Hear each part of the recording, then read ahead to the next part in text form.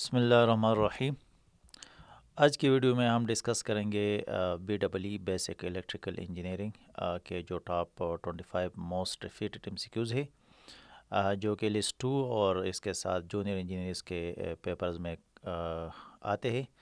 इसमें कुछ एमसीक्यूज़ जो है ना ये न्यूमेरिकल एनालिसिस है और कुछ जो है ना बेसिक्स ऑफ इलेक्ट्रिकल इंजीनियरिंग से है। तो चलो चलते हैं एमसीक्यूज़ की तरफ। पहला क्वेश्चन है Kirchhoff second law is based on the law of conservation of. Kirchhoff के टू लॉ से फर्स्ट जो है ना केसीएल है और सेकंड जो है ना ये केवीएल है। तो सेकंड लॉ जो है ना ये law of conservation of energy है, और अगर एमसीक्यूज़ में फर्स्ट लॉ के बारे में आ जाए तो वो law of conservation of charge है। इसको आपने याद रखना है।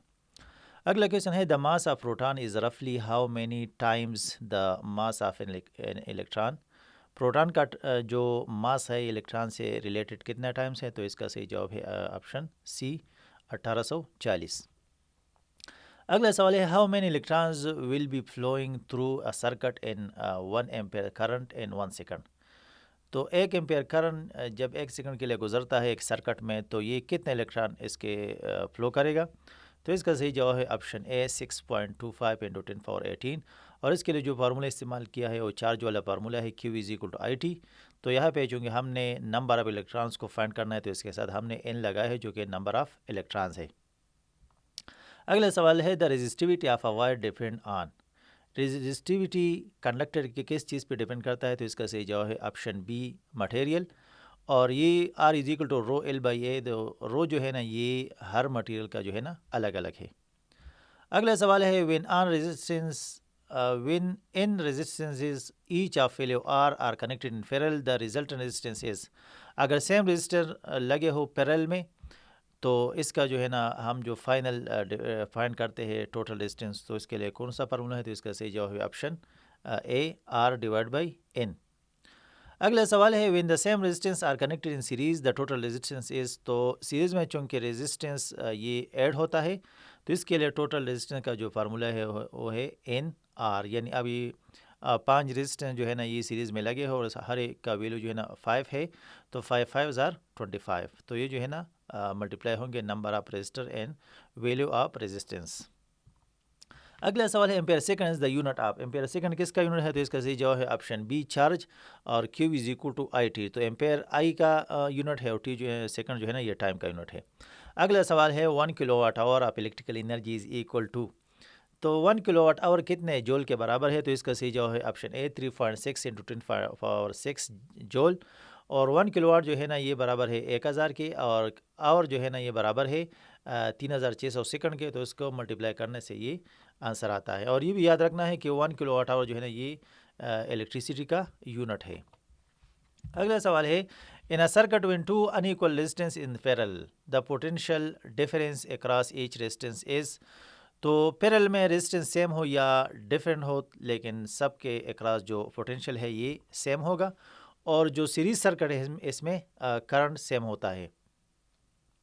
अगला सवाल है the conductance of a material is express in term of. जो कंडक्टेंस है ये रेसिप्रोकल ऑफ रेजिस्टेंस है, इसका यूनिट क्या है, तो इसका यूनिट सीमेंस भी है और इसका यूनिट महू भी है। अगला सवाल है two resistances R1 and R2 given a combined resistance of 4.5 ohm in series and 1 ohm in parallel the resistances are. हमारे साथ दो रेजिस्टेंस है और इसको ऐड करने से सीरीज़ में 4.5 वैल्यू देता है और पैरेलल में 1 ओम का जो है ना वैल्यू देता है। तो इसका वैल्यू क्या है, तो इसका सही जवाब है ऑप्शन ए। तो सीरीज़ में तो ये सिंपल है, ये सिंपल जो है ना इसको ऐड कर ले तो 4.5 आता है। लेकिन पैरेलल में इसका फार्मूला क्या है R1 multiply by R2 divide by R1 plus R2। तो 1.5 और 3 का वैल्यू लगाने से हमारे साथ इसका जो है ना पैरेलल में वैल्यू 1 आएगा। अगला सवाल है कि 3 जो है ना इक्वल रेजिस्टर ये जो है ना ये कनेक्टेड है सीरीज़ में और ये डिसिपेट करता है 10 वाट। अगर ये सेम रेजिस्टर पैरेलल में लगाए तो कितना वो डिसिपेट करेगा, तो जब पैरेलल में लगाएंगे तो इसका जो है ना करंट 3 गुना ज़्यादा हो जाएगा। और हमारे साथ पावर के फार्मूले में है आई स्क्वायर आर। तो 3 का स्क्वायर लेने से 9 आएगा, तो 9 10 आर 90। तो इसका सही जवाब है ऑप्शन सी 90 वाट। अगला सवाल है कि 4 आइडेंटिकल रेजिस्टर है, पहले इसको हम पैरेलल में लगाते हैं फिर इसको हम सीरीज़ में लगाते हैं, तो इसके दरमियान जो रेशो है रेजिस्टेंस का ये क्या आएगा। तो इसका सही जवाब है ऑप्शन ए 1:16। अगला सवाल है which of the following is power formula, किस फार्मूले से हम पावर को फाइंड करते हैं। तो इसका सही जवाब है option D all of the above. ये सारे जो है ना ये पावर कैलकुलेशन के लिए इस्तेमाल होते हैं। अगला सवाल है the resistance of 100 watt 200 volt lamp is, इसका रेजिस्टेंस क्या है। तो इसके लिए जो पावर का फार्मूला भी हमने देखा, ये formula number A P is equal to V square by R, ये वाला फार्मूला हम इस्तेमाल करेंगे। तो इसका जो जवाब है ये बराबर है 400 ओम के। वी स्क्वायर की जगह हम लगे 200 स्क्वायर और पी की जगह हम 100 लगाएंगे तो हमारे साथ आएगा वैल्यू 400 ओम। अगला सवाल है the ratio of resistance of 100 watt 220 volt lamp to that of 100 watt 110 volt lamp is nearly, इसका जो है ना रेशो क्या आएगा। तो सेम फार्मूला हम इस्तेमाल करेंगे तो इसका रेशो आएगा 4।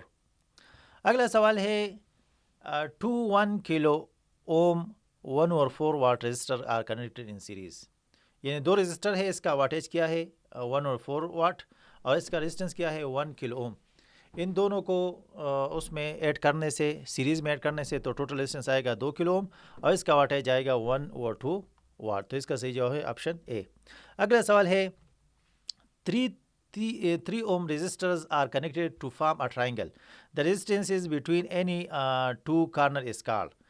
तो इसका वैल्यू क्या आएगा। एक हमारे साथ ट्राइंगल है और इसमें हमने 3 रजिस्टर लगाए हैं तो इसका वैल्यू हमारे साथ आएगा 2 ओम। अभी जो है ना ये दो रेजिस्टेंस जो है ना ये आपस में सीरीज़ में है और ये जो तीसरा है ये इसके साथ पैरेलल में है। तो जो सीरीज़ वाले है इसको ऐड करने से 6 आएगा और जो पैरेलल वाले है इसको इसके साथ आप कंबाइन कर ले। 3 6 are 18 divide by 3 plus 6 9, 18 divide by 9 ये आएगा 2 ओम। अगला सवाल है Ohm's law is not applicable to.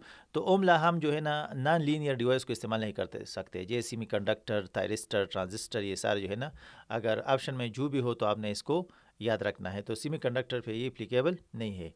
अगला सवाल है if a wire length and cross section area are both double at resistance will, अगर हम लेंथ और क्रॉस सेक्शन एरिया दोनों को डबल कर ले तो हमारे साथ रेजिस्टेंस रिमेन द सेम होगा, क्योंकि ऊपर जो है ना एल है फार्मूले में, इसके साथ 2 लगाए और नीचे जो है ना एरिया के साथ 2 लगाए तो 2 दोनों कैंसिल हो जाएंगे तो फिर भी हमारा जो रेजिस्टेंस है ये सेम रहेगा। अगला सवाल है all good conductors have high. Good conductor कौन से है जिसका कंडक्टेंस जो है ना हाई हो, करंट कैरिंग कैपेसिटी उसका ज़्यादा हो। An open resistor when checked with an ohm meter reads, open resistor है इसको अगर हम ओम मीटर से चेक करें तो क्या देता है वो हमें इनफाइनाइट क्या देते हैं रेजिस्टेंस, और ये करंट कितना देते हैं, करंट जो है ना हमें 0 एम्पेयर देता है। अगला सवाल है a short circuit when checked with an ohm meter reads, अगर शॉर्ट सर्किट है इसको हम ओम मीटर से चेक करते हैं तो कितना रेजिस्टेंस देता है, ये हमें 0 देता है और करंट जो है ना ये मैक्सिमम देता है। अगला सवाल है sparking occur when a load is switched off because the circuit has high. तो स्पार्क क्यों अक्कर होता है कि सर्किट में कोई चार्ज मौजूद होता है, ये किसकी वजह से, ये इंडक्टेंस की वजह से ये होता है। अगला सवाल है bulbs in street lighting are all connected in, जो हमारे स्ट्रीट लाइट में बल्ब ये जो लाइट लगे हैं ये किस में लगे हैं, तो ये इसका सही जवाब है ऑप्शन ए, ये पैरेलल में लगे हैं। लास्ट क्वेश्चन है the thickness of insulation provided on the conductor depends on. तो जो कंडक्टर पे जो इंसुलेशन होता है तो इसके किस पे डिपेंड करता है, तो इसका सही जवाब है option A the magnitude of voltage on the conductor.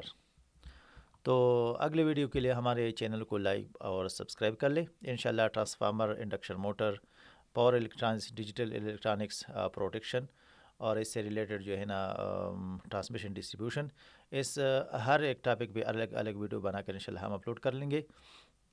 और इसमें जो है ना हम फॉलो करेंगे बेलते राजा, हांडा का बुक्स और इसके साथ एग्ज़ाम वेडा और इसके साथ स्मार्ट सीरीज़, इससे रिलेटेड MCQs इंशाल्लाह हम इधर अपलोड करेंगे। Thanks for watching.